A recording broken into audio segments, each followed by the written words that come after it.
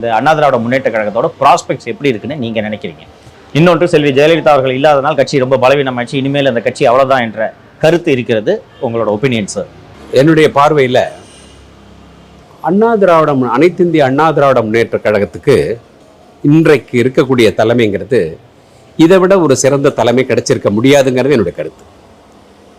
2016 December 5க்கு பிறகு, December 5ன்னு கூட சொல்லக்கூடாது, செப்டம்பர் 26க்கு பிறகே என்னென்னலாம் நடக்க ஆரம்பிச்சுங்கிறது நான் சொல்லி சங்கருக்கு தெரியணும்னு அவசியம் இல்லை. நிறைய விஷயம் நடந்தது.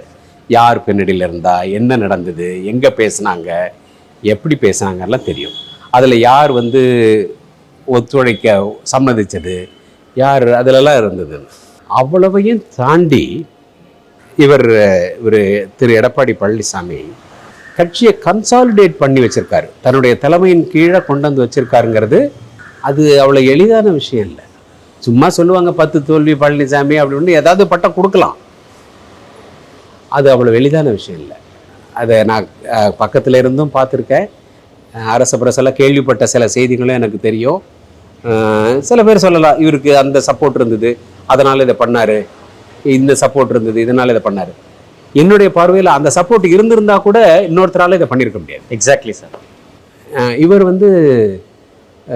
நாம் சில அக்கேஷன்ஸு நம்ம மணிக்கணக்காக சொல்கிற மாதிரி ஆகிடும். சில அக்கேஷன்ஸில் இவரை பார்த்த வரலையும் சொல்கிறேன், இவர் ஒரு பொலிட்டிக்கல் பர்சன். இவர் ஒரு அரசியலுக்காக உருவான ஒரு ஆள். Yes sir.